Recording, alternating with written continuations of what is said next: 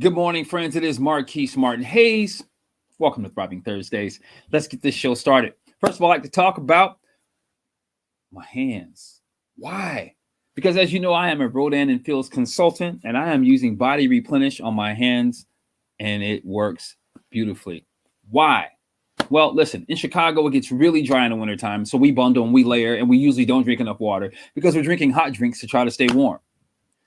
Body Replenish actually takes moisture from the air and helps lock it into my skin, unlike traditional lotion where my skin ends up dry, cracking, and frustrating. And if I'm not careful, if I hit it or nick it, I could cut myself a lot easier.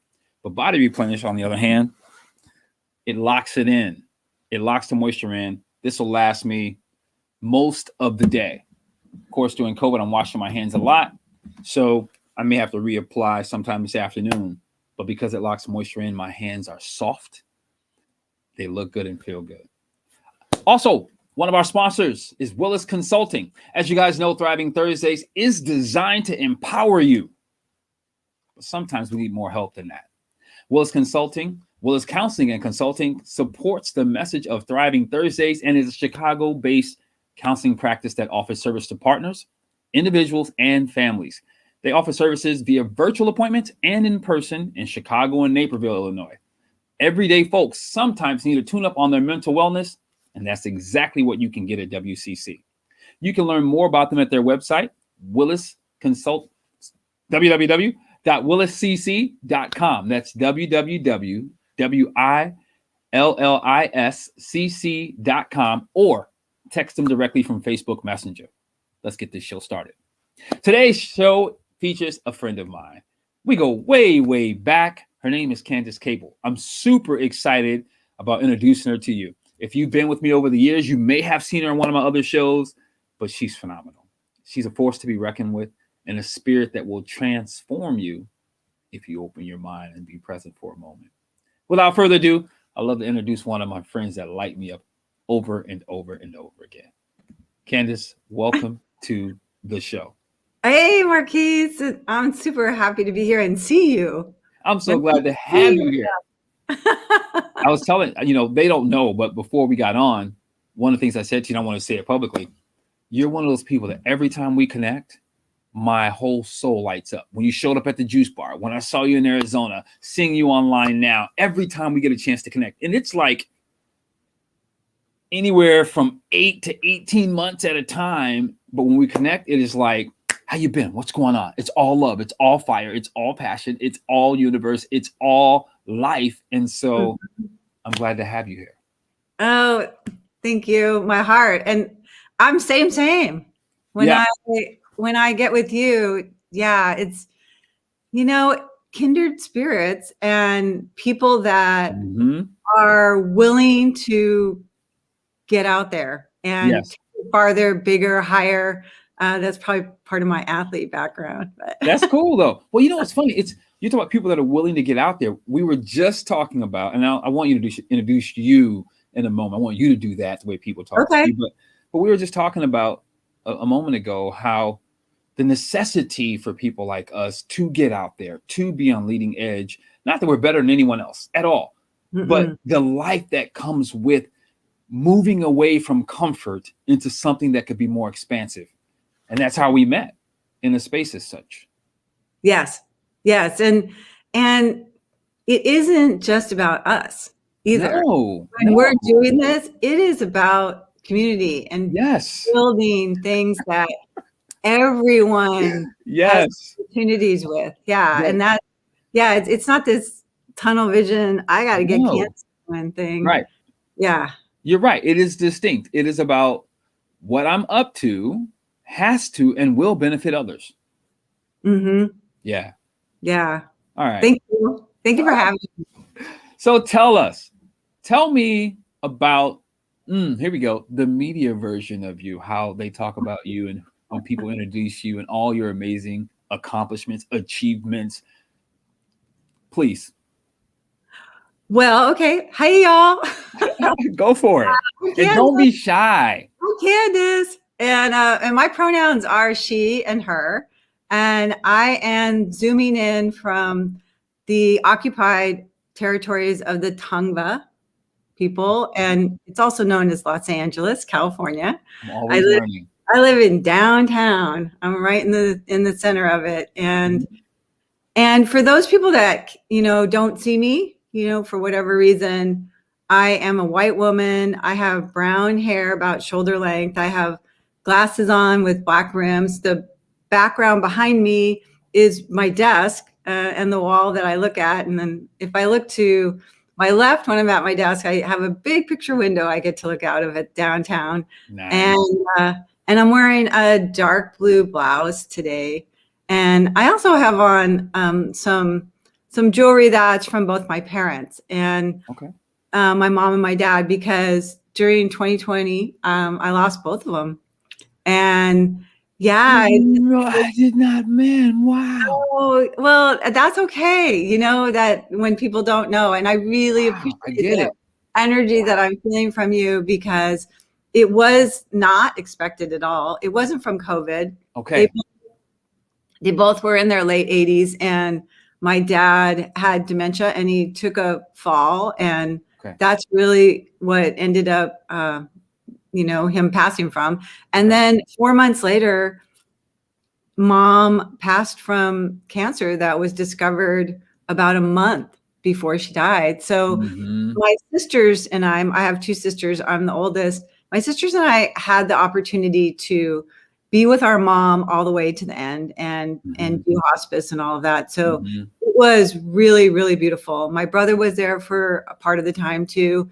And so the loss of those two last year, with all the losses that everyone has experienced in that last year. And honestly, I want to honor the trauma that everyone's been through, because it is so devastating to all of us. And I want you all to know that I know you, Marquise, I know so many other people that I love and care about are sending love to people all the time in this trauma. To help people heal, right? To help people heal this, because it's powerful what's going on. We are transforming our world in a way that I really do believe we're going to come out of it in so much better directions than we were if we stay focused. If we, don't go home and try to get back to normal. If we stay out there. We stay out there. Yeah.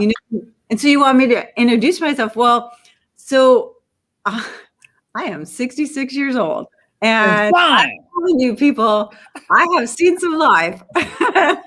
So total sweetheart. And I grew up as a white girl in Southern California, middle class kind of neighborhood, first track homes just outside of Los Angeles here. And I grew up as a non-disabled kid. And I'm going to say that right off the top, as a non-disabled kid, because I have a spinal cord injury I acquired at the age of 21. So I use a wheelchair full time. And I grew up believing that there was every possibility in the world. Possibility in the world. Yeah. And when I had my spinal cord injury in 1975 at the age of 21, I thought I had no possibility. And I didn't understand where that came from at all, because I had this big, expansive idea, like I could be anything, I could do anything. And then all of a sudden it was crushed down into this little space of I'm nothing. Where did that come from? And it was a societal overlay of what we value and what we don't value in this society. And certain bodies are valued and other bodies aren't, right? Certain skin colors are valued and some aren't. And I started to experience that after my spinal cord injury, because I was using a wheelchair to move around, and the world in the mid 70s wasn't accessible at all. And that created the space for me to build who I am and what I've done in my life, because I was lost, and I got a lot of really good professional psychological help to redefine myself as I jumped into university to figure out, well, what do I want to do? I met a bunch of people with disabilities, all different kinds. And I went, my community, woo! Yeah. And as soon as I got to them, I knew that's exactly what I wanted to do. I wanted to advocate for equity. I wanted to advocate for community. Yeah. And I wanted to be with these people and figure out how they did it. Like, how do you make life work in this space that was inhospitable all the way along? So they were doing sports. And I was not a sporty girl before my degree, not at all. I loved being outdoors. I loved, playing with my friends and stuff. But competitive sports is not really, I was a great spectator. Like, yes, go. I'm a cheerleader all the way. Yes. You're looking good. But I wanted to be with them. And they were doing these sports. They were inventing some new sports. And wheelchair racing was a sport that was just being invented. Really? And it was just being invented. It had been around for a few years. People were just pushing their daily wheelchairs, which were 50-pound stainless steel Everest and Jennings wheelchairs, which were total behemoths. Around. They were pushing them around the track. They were pushing them on the road. They were just wanting to get out there, and they wanted to be a part of life, right? Because life wasn't embracing them. So I really clicked with wheelchair racing, and I became a part of a group that pioneered that sport, from those 50 pounds to these mini looking these little three-wheel all my marathons. Yeah, they look like mini dragsters. They're three wheels. I was part of this group that created all of that, and I did not know I learned how to advocate. It's really where it taught me how to advocate. To really advocate. First, I learned how to do it for myself, but then I immediately went, "Oh, this is how we create a world where we're all in it. We all have an opportunity to choose what opportunity we want, not forced into one." Right? Yeah. And it created this fantastic, out of this world career in sports that I ended up being in 9 Paralympic Games, winning 12 medals, and competing in 3 different sports, being the first woman to compete in a winter and a summer Paralympic Games and win medals. And I actually did it in the same year, because way back in the day, the summer and winter games, Olympic and Paralympic Games, used to be in the same year, right? They used to be in the same year before 1994, when they switched it. They were in the same year. So you'd have a winter games, and then as the year went, you'd have the summer games. And then, then every 4 years, you'd have these 2 games. And in 1992, which was the games where I was in a winter games and a summer game, I created that. It was really a spectacular year for me. And and I was a downhill skier in winter, and I was a wheelchair racer in the summer on the track. How did you downhill ski? What?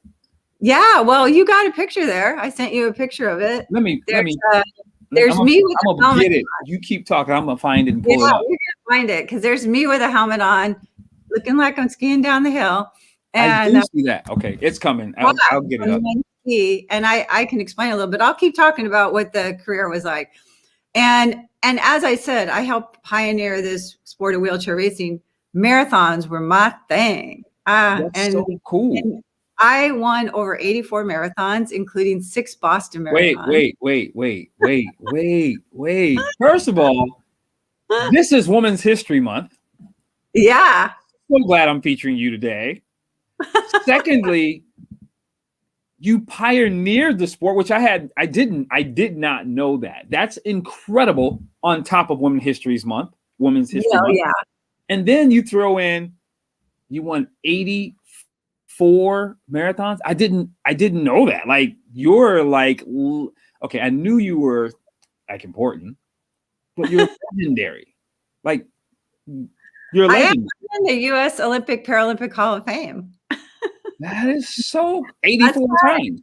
And one of the things, though, when you and I get together, is we're talking about now and what if, right? Yeah. And we're moving forward. Other stuff. Yeah. But this is great for people who don't know some of the backdrop that may interest them as to, wait a minute, she's all that. And I'm like, I didn't even know that. And she's all that type of thing, but it connects people. Absolutely. It connects people. And and I'm not, I'm not super humble pie, but I've got some humble to me. And so I know when I need to bring it, I got to bring it. Yeah. And which I love and appreciate. Sport is a amazing platform to bounce off of, to talk about the bigger, more important stuff that we need to do to make sure that everyone in the world has a space, equity, and they're a part of what's going on, a voice. And, for me, one of the things that stands out the most is the opportunity to choose which opportunity I want. Right? Say more about that. Signed up like that, because that's one, so big for me. Break that down for me, the opportunity, because sometimes people think, or we think, first of all, you skated over this in your introduction, which isn't on you, it's on me. Well, and I'm not finished with my introduction yet. Remember? I love it. Keep going. We keep going. This is good. I love it. Most people are like, I'm a nice person. I'm like, really? And then like 5 minutes later, I'm like, are you what? And then so go ahead. Well, and I retired from that career. That was 27 years of competitive sport and advocacy for my sport that I developed this platform with my sport. Because really, when I think about sport, when we all think about sport, it's pretty friendly, right? Like we all get it. We can talk about it. It's a place that creates a level playing field, so to speak. Right. Yeah.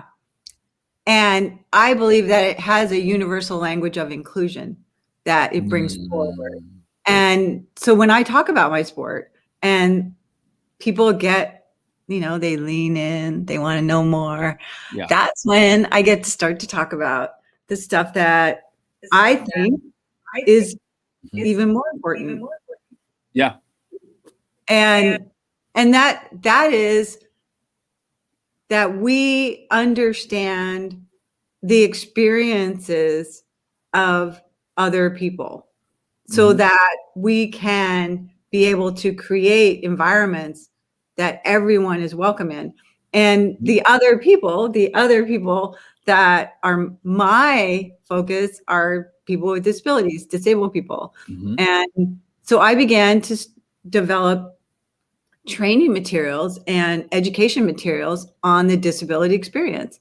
And I began with kids first, 7th graders. I was talking to kids a lot at schools, and I would always ask the teachers, what can I do to make your job easier, but so that the kids get more understanding of disability and the experience? They said, well, we need to know more about disability. And I worked with a couple of 7th grade teachers.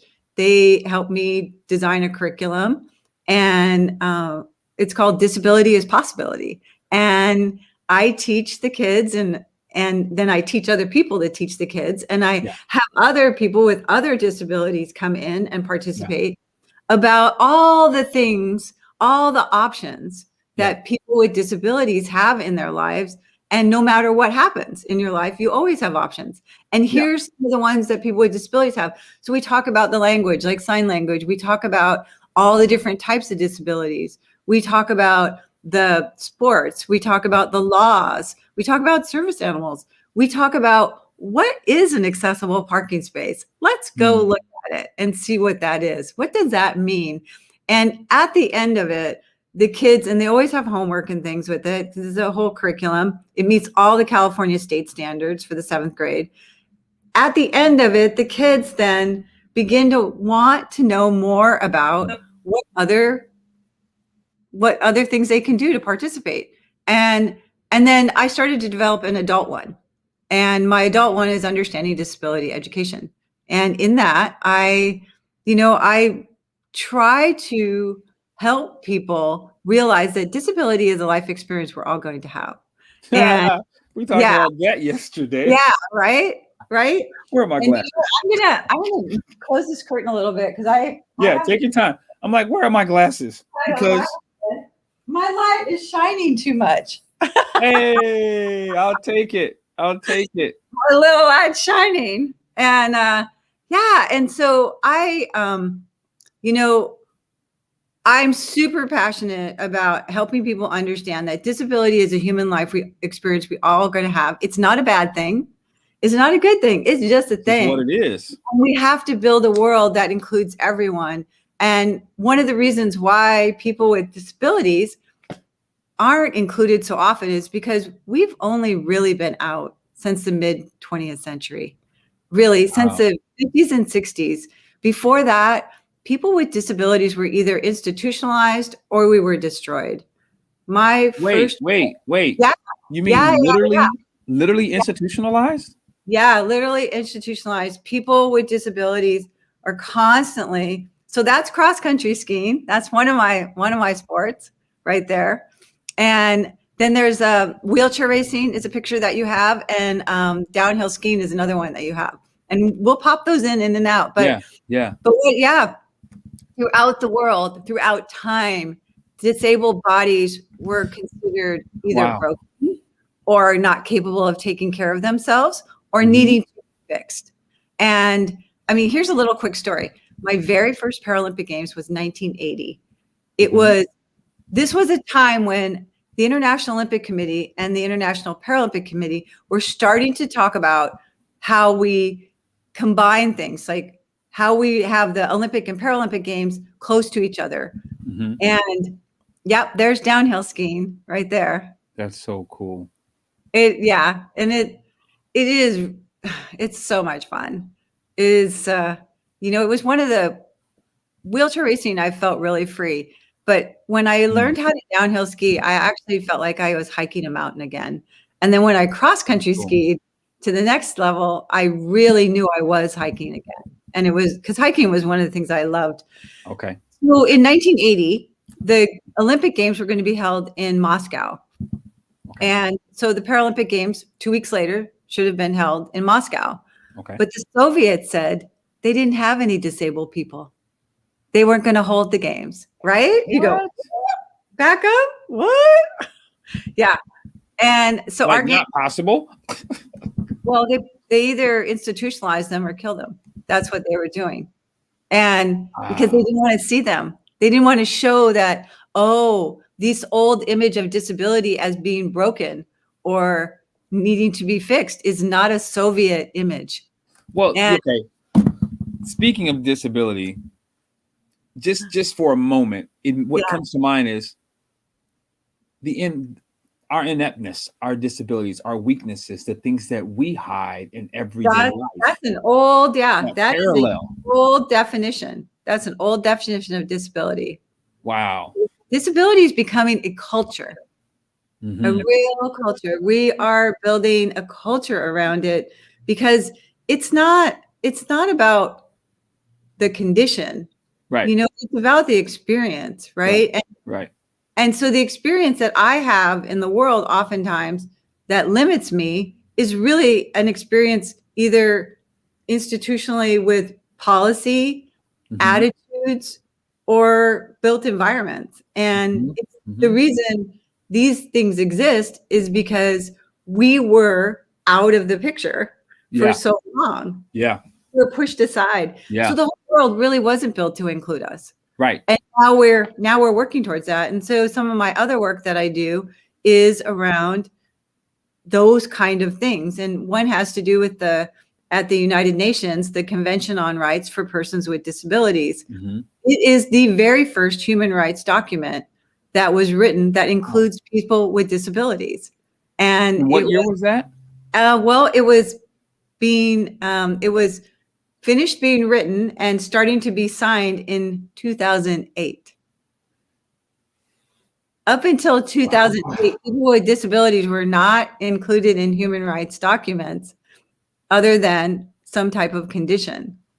And 1990 was the very first Civil Rights Act and law that was brought into place, the Americans with Disabilities Act for people with disabilities. Because in the 60s, when the civil rights legislations were happening, people with disabilities were left out of those too. Our very first legislation that gave us rights was in the 70s, and it was called the Rehabilitation Act 504. And I have to tell you, So I got my fingers in a lot of stuff that I'm trying to advocate in. Yeah. One is in the entertainment industry. Okay. I believe that images are super powerful. Yes. That's why Instagram is so successful. Right. And so I have a sister. As I said, I have two sisters. I have one sister who has worked in the entertainment industry for probably close to 30 years. And she's an Emmy award-winning costume supervisor for a television show called Drunk History. Have you ever heard of it? Okay, I've heard of the podcast of Drunk History. Okay. Now I heard the show. It ran for 6 years. It ended up ending its run during COVID, unfortunately. Oh, man. But it ran for 6 years. And the premise of it is that it's real history. And it's a drunk person telling the story of the history. And they record that. And they then play the audio recording. And the ensemble cast reenacts the drunk person talking. So they're lip syncing them. Yeah. And you see some visual of the drunk person. Well, so I love being on set when my sister is working anytime I can. I am a huge fangirl. And I was on the set of Drunk History and I said to the two creators, you should do a piece of disability history. Nobody's ever done that. And they're like, oh, I don't know, we don't want to laugh at disabled people. And I was like, no, you wouldn't be laughing at disabled people. Everybody laughs at the drunk person. Well, right. It got made. And if your listeners, your viewers go on to YouTube or Comedy Central and put in Drunk 504, the numbers, it'll come up. And it's an 8-minute episode of the longest takeover ever in this country of a federal building was done by disabled people get them to put the regulations into the Rehabilitation Act 504, because once it was written, it didn't have regs, no regulations, so it couldn't be enacted. And it sat for 4 years before they finally said enough is enough. We're going to take over federal buildings. And San Francisco, they took over. And every community was helping them. The Machinists Union with the lifts on their big trucks were helping them get, things they needed. Black Panthers were bringing them food and medicine. Gray Panthers were helping. Religious communities were helping them. All the other groups, LGBTQ, they were all helping the disabled people stay in that building for 27 days to get those regulations built. And Drunk History did this episode, and it has been so well received by the disability community and beyond. And I'm so proud of it, because if I didn't push and continue to push and look for ways to get it made, it would have never been made. And and so I got on all these things. I attend the CRPD, the Convention on Rights for Persons with Disabilities. I work in that area. That UN treaty that is the first human rights document for people with disabilities. I am the vice president of the U.S. International Council on Disability, and we work internationally. That's awesome. Yeah, I've worked with UCID, writing inclusive education pieces. I've worked with Open Doors organization on inclusive travel. I've worked with the Christopher and Dana Reeve Foundation, writing for them, hosting the webinars and just making videos and things. I'm all over the place doing things that I love to advocate for equity, but also to expose my community to people so that they understand that disability is all a part of our lives. It's everywhere. And that was like my huge long introduction of. Oh, I love it. I was just thinking, that's the introduction. We haven't even gotten to the meat of it. So, all right. I know. Yesterday when we were talking, you mentioned I remember it for the most part, but what was the terminology that you shared when the masses thinks about disability, when in reality it is something we all experience? What was that idea? God, what was that? I throw stuff out. So we were talking about in the moment person. Yes, right.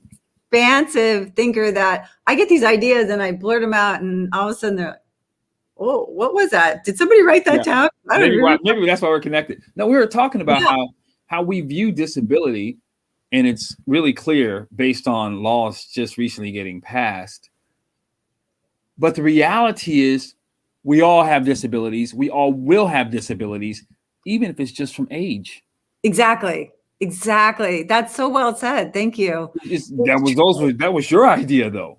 But you remembered it, and that's I did, because I'm weird with these glasses things. I'm looking at my phone like I can't do this anymore because I get a headache. I have to do this because it hurts, and it's the weirdest thing ever. But it's a disability. It's an uncomfortability. It's about aging, right? It's about how our bodies age. I mean, that's why I wear these really big reader glasses, because I Cali style though. I need them, and they're super stylish. A friend of mine gave them to me. I get tons of compliments. I'm like, I'm wearing these forever. That's it. Yeah. I gotta get some of those that look that good. That's what it is. I'll send you the link. They've got beautiful, beautiful frames. But disability is really part of the human life experience. It's not this, like I said earlier, it's not this bad thing or good thing. It's just a thing. That's what it is. Yeah, it's just a thing. And we have to embrace it, right? We gotta embrace it. We gotta, hey, how do we create things that everyone participates? So here's an example.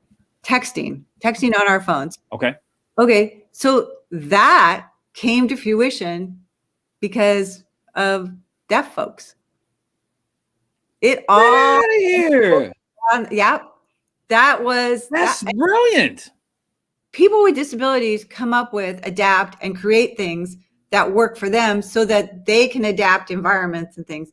But in reality, the stuff we come up with, like the curb cuts that you see out there on all the corners, those little ramps on the curb cuts. Well, there's this thing called the curb cut effect. And the curb cut was built really so that someone who uses a wheelchair can get up and down, right? Cross the street safely. I did not know that. Yeah. And we rely on that.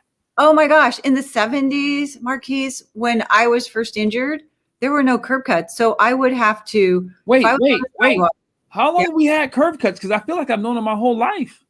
Well, yeah, they only since really maybe late 80s, 90s did we start to even because the Americans with Disabilities Act required them. So in 1990 when it was created. So yeah, so for me in the 70s and the 80s, if I was on a sidewalk and I was going to cross the street, I'd have to find a driveway, and then I'd have to wheel in the street, cross the street, and find another driveway to get back on the sidewalk. Okay, so what you just described is like a Stephen Covey moment where we have these ideas, we create these biases, we come up with like, you idiot, blah, blah, et cetera, not knowing that there was no way for you to freaking get down without injuring yourself, and there was no one to help. Like, it reminds me of a moment when, to even make it more practical for those who are not in wheelchair, I remember a friend of mine posting in the winter saying, runners need to get out the street, I'm gonna run them over. That's what the sidewalk is for. But I had to reply and say, as a runner, the challenge is the sidewalks are icy and doors open. What do you want us to do? And she was like, oh, that makes sense. And I say that to say, we are so quick to judge things without just slowing down, getting out our own head about what we think and discovering. Like, I didn't know that was that's bizarre in my brain, and like, that's, wow. This is why I love educating, because this conversation we're having, once you know to do better, right? Yes. You know now. And now you are going to have a vision. You are going to look at things differently. And I have people that are in my life that they say all the time, after spending time with you, I look at the world differently. Like, would this work for Candace? Would Candace be able to do this? Right. And that's my goal, is to get as many allies and accomplices as possible. On this mission, because really it is about everyone. It really is about everyone. And we have such deep roots in ableism in this country. and deep roots in racism, of which I need to tell you about. Yeah, but right. Yeah. Capitalism and racism are connected. They are in a relationship together. Yeah. And it's about value and bodies and who, what, and so to understand and then dismantle these systems. Well, I have a question for you. Yep. Why do you think it is? Because I'm tired. I am beyond exhausted. I do not want to spend the rest of my life fighting for equality. That is not the purpose of my life. Yep. Why do you think it is so damn difficult to bring equality? Disability, race, whatever. What is that? I mean, we're all here. Why is it so damn difficult? Yeah, and you know what? I'm same with you. I'm tired. Yeah, like I you know, and it's so, and for you and for me, right, coming from these two places, it's so elemental, like so elementary. Like we think it's so foundational. Why don't you get this? Yeah. Why don't you get this? And so my thought is that people are not comfortable getting uncomfortable in saying that. I mean, change. So they're, well, this is how it's always been. And this is how we've done it. And it says, but how we did it was wrong. It was just wrong. Yeah. It was wrong. Right. Yeah. White supremacy is wrong. Yeah. It's wrong. It's just wrong.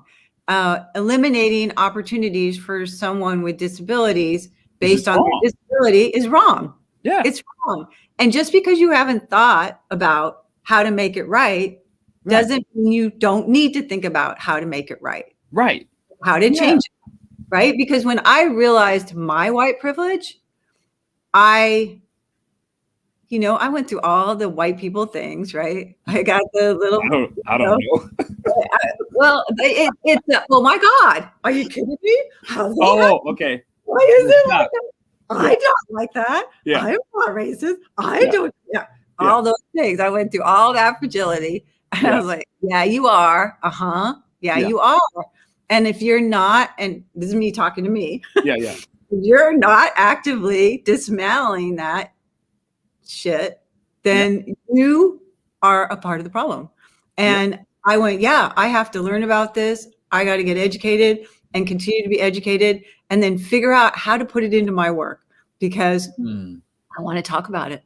I want to bring it up, and I want people, because I know when I come into a room, because my disability is so visual, a wheelchair, and people are like, oh, what's this? And there's this bias that's already there. There's this whole bias, like, oh, she probably can't take care of herself, or she probably has people doing this for her, or she probably is not very smart, or she's, there's a whole bunch of stuff that goes with that's it. Just, crazy. And so this bias that is a part of our institutions. It's a part of all of our institutions. Here's one. I'm going to blow your mind. You're just going to go, what in the... Okay, so just before the Americans with Disabilities Act was written, 1990. 1990, that law that was saying, here's all these different things that got to happen to create accessibility for people with disabilities. The federal government made sure that they didn't have to take part in it. So they wrote in that those buildings, like the Capitol and the White House and all these federal government buildings, didn't have to change everything. So if you go to the building where the senators and the representatives all have their offices, there's not an accessible bathroom on every floor. The doorways aren't fully accessible. Right? It's the emotion. This is what I mean. I'm tired. Mind blown, right? I'm tired. This is insane. right? It's so embedded in our consciousness in this country. And it's, and racism is not just, and ableism is not just this country, but we got it going strong. Yeah, we do. Yeah, we do. Got it going strong. And that's why voices like yours and mine have to come together in community, right? Yeah. We can't do this alone. That's why we're so dang tired. We're out there like pushing that, pushing it back, pushing the wall back. Yeah. We have to come together and we have to build this community that builds a new table. I'm a fan of a bunch of people. Builds a new table. Yeah, that's from Patrick Coakley. He's a beautiful mind in the disability movement and in the Black movement. And his wife, Rebecca Coakley, are wonderful leaders in this. And I was speaking with him once and we were talking about voices at the table. And he said, we need to build a bigger table, a better table, a bigger table, better table. We need a better table. And I went, that's it. Yeah. We have to build a better table. We have to build a table that hasn't been built yet. That's correct. And we need a lot of people to be able to do that because we need the perspectives of all the people, right? Yeah. We need our communities, our disability communities, not to be so white. We need leaders that are all colors. We need our Black communities not to be so ableistic and exclude our disabled Black folk, right? Yeah. Like we need that to happen. And I'm actually working on a project right now that I'm really excited by because it's the first time this has ever been done. And making history again. Yeah. Right now. Well, and I'm an accomplice. I'm an ally. I'm in the background. Okay. And I'm doing all that I can to promote this thing and to, build where I can with it. It is, it's so great.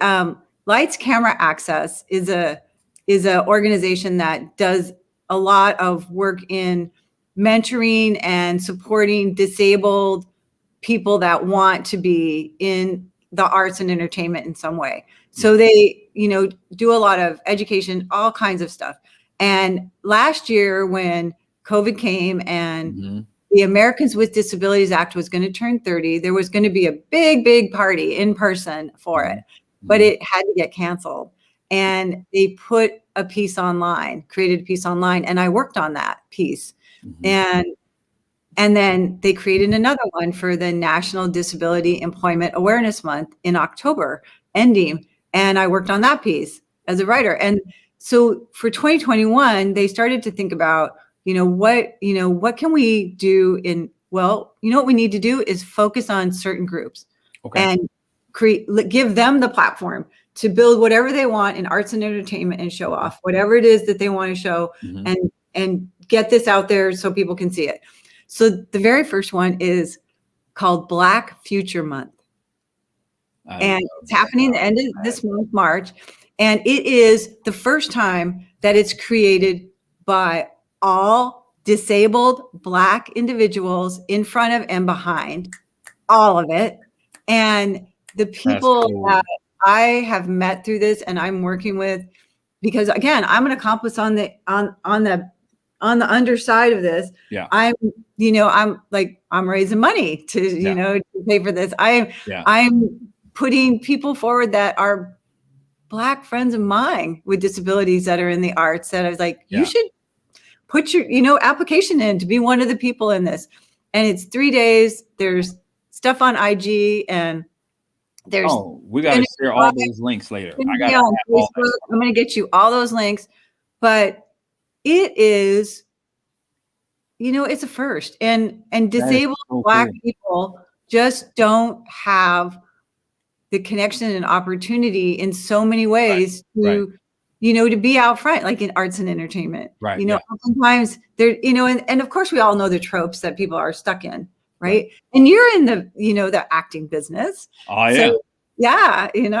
I've seen your face out there. And so we've got an LGBTQ month, we've got Hispanic, and we've got invisible disabilities, the the intellectual ones, the psychosocial ones, the disabilities that, you know, people often are trying to hide because of the stigma and stereotyping. And so it's so real. So real. And yes. And the Americans with Disabilities Act, the ADA, has amazing resources for accommodations for everybody, no matter what you got going on. And oftentimes people with the non-visible ones won't even ask for those accommodations and then end up failing because they don't want to disclose because of the discrimination that's attached to it. And it's such a circle. And we want, like, I want people to disclose. I want you to be a part of my community. I want you to speak up. I want you to talk about it, because the shame that people carry with those kind of things. You know, my heart is just, I feel black, mine's visible. So in a way of speaking, we're still trying to pass. In the Black community, we would say those they pass. So in the disability community, we're saying they're trying to pass. Absolutely. And I understand, but it is so painful. Yes. Because they fail, because they never get to fucking be who they are. And I've never cussed on the show, but whatever. It is unreal. It is not cool. It is horrific. It is horrific. Thank you for horrific. Thank you for seeing this with such depth. You are bringing to my eyes, because the first time we met, I knew we were running in the same direction. And I just thank you for, I feel so validated by what you just said. Thank you so much for getting that. It's so real. Those people that with the invisible, they are trying to pass, just as you said, and you can't. You have to own it. You have to love it. You have to join your community. Community is where it is at. This is how we get it done, people. We all come together. We all take off the cloaks and we all say, okay, what do we need? What do we need to make this happen? And I think that's the hard part for people is, we hear a lot, oh, fail forward. It's good to fail. It's learning, I don't fail, I learn. But in this country, especially this country, we are so individualistic and we are so focused on success that we don't allow people really to fail. And then we don't allow people to have shortcomings, or what we call shortcomings, right? Because that's a terrible label. And we don't allow people to be who they are. And that's I think that's one of our cruxes. That's what makes us so tired, is that we're living authentically. We're living authentically, and we are seeing the ones that aren't. We're like, dude, you gotta come in. We got you. It's good in here. It's good in here. Let that caca go. Let it go. Because when I earlier I talked about when I realized my white privilege, and I got to that place where I was like, my Black friends don't get to take it off. They don't get to go home and just have it go away. It don't go away. So I don't get to go. I don't go home. I don't go home until that goes away, until racism is dismantled. I have to stay, and I have to share, and I have to learn.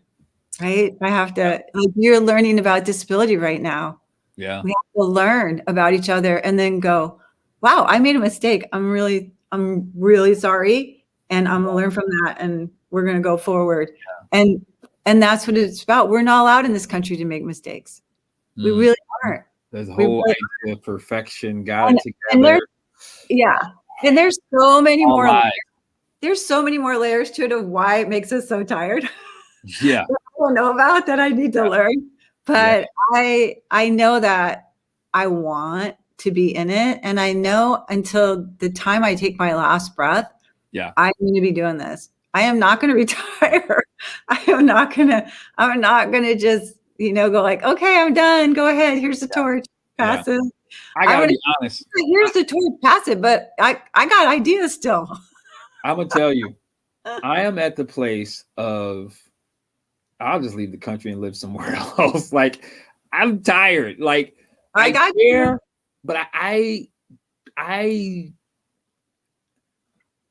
don't want to live my life fighting for a cause specifically because of my color the rest of my life. Like that cannot be my life's purpose, and I won't let it be. And the way that I believe I do fight to empower humanity are things like this show, things like the work I do to try to try to take off the necessity to hide, the individual state of shame, to allow people to discover how amazing they truly are already so that they show up, knowing that if that can occur, the other dominoes will come together, right? Like the idea that the Capitol buildings of the country refuse, for whatever asinine, unexplicable, I don't care how much it costs, it changes the relic, who really gives a fart, resistance, reality.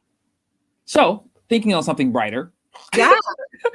Tell me. Wait, I just want to say, I hear you. I feel the same way, of where I want to just be like, I think I want to go live someplace else. That's my feeling.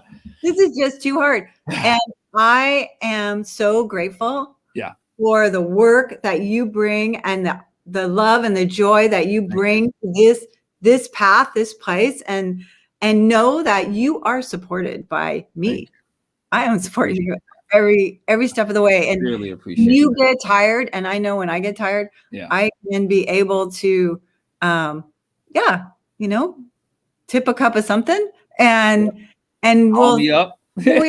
how do we do this? How do we do this? And for me and for you, it's community. Building that community. And you're building community with this. It is community. Program.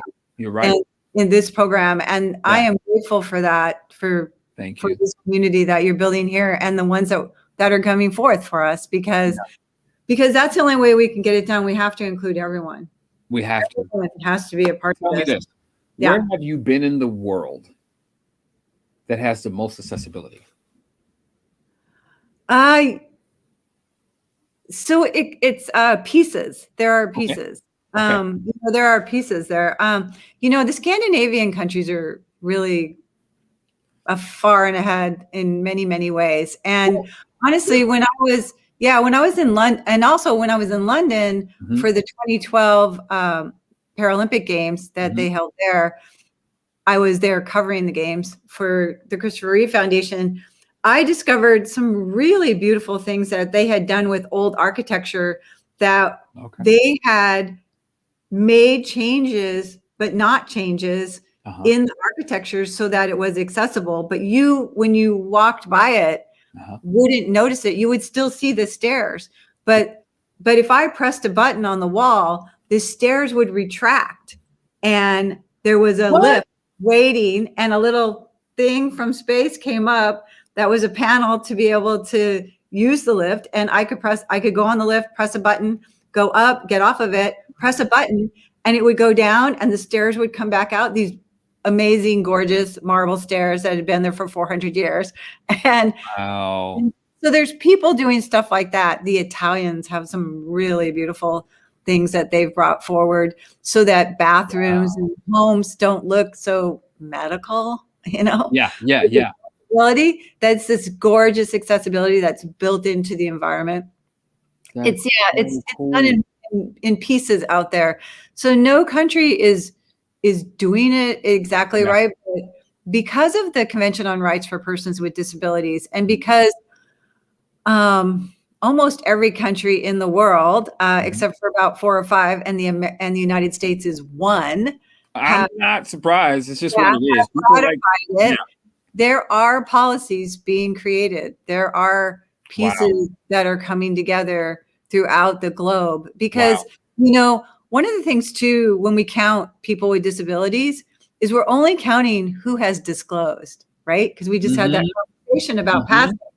That's we right. only count who disclosed. So over 1 billion people in the world have disclosed they have a disability. Wow. We know there's way more. Yeah. Because there's 7 billion, right? 7 billion humans on this planet. Yeah. It's not a seventh, it's more.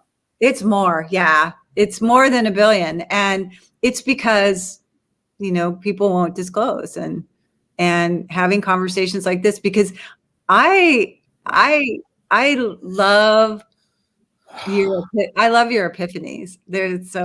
They hit me so hard, and I live for moments like that because they change me. Yeah. Like I'll never see the world the same again. I'm so grateful because, my conversations with you show me a world I will never see the same again. And I'm grateful that you have that. And yeah. And Marquise, you're just beauty, Thanks, hon. Beauty incarnation. And I'm grateful to be here. Thank you so much. It is my. I know you were doing something to close it out, and I jumped in, but no. It's all good. It's my honor. We got like 3 minutes left, and I want to give you at least 2 of the 3. Do you want me to show the other photo? Oh, the side by side. This one's so great. Yeah. So this one is from the Uffizi Museum in Florence, Italy. And it's one of my favorite images because it's about community coming together and side by side, right? Really I don't want to come in on the side through a back door or around the corner. I want to be able to be with people, because without shared experiences, without all of us together, we can't be better. That's right. We can't know about each other. We can't know what each other needs. Yeah. And that image is always one of my favorites. My sister took that. But you just said something. Without shared community, there's no way to know what we need. And we're left to our ignorant, limited, microscopic mindsets. Yeah. Yeah. And I think, when you ask that question, what needs to happen? Because we're all so tired. That's it right there. That's it right there. Shared community. More opportunities for shared community. Yeah. And then talk about authentically, honestly, what we need without fear. Yeah. Without fear of discrimination or repercussions. Because so many people are hiding. Yes. Yeah. Really quick, I saw, and I got to wrap up. I saw Prince's home in Milwaukee, in Minnesota. It's like on a main street. Yes, he has a gate around it because he's also Prince, but it's on a main street. You drive right up to it or you drive right by it. And he was known, from what I understand, as being a part of the community, parties at his house, events, and how that changes things. And I know that's a celebrity scenario, but my point is only that it's only through shared community that anything can be different. And that just realigned my whole mind around gated communities. Not that gated communities are bad. I may have one at some point, but for what? Right? Why are you gating? Isolate myself? Yeah. Yeah. Anyway, enough on that. We got to do this again. Yes, absolutely. And I'm so happy for this platform that you've created, Thriving Thursdays. That book that I have of yours that I've given to so many people, Monday Motivation. Monday again. Yes. Oh, it's a little, but it's a lot. That was the whole goal. And so I'm really curious what you're going to do with the rest of the days of the week. And, Got it. I'm on it. Yeah, keep me posted. And I will too. I seriously will. Yeah. Thank you, love. I love you. Thank you. Hold on in the green room. I'll be right back, okay? Okay. All right. I don't know if I need to say more. If you paid attention to the conversation, you got what you needed. Be a part of the change, please. And thank you.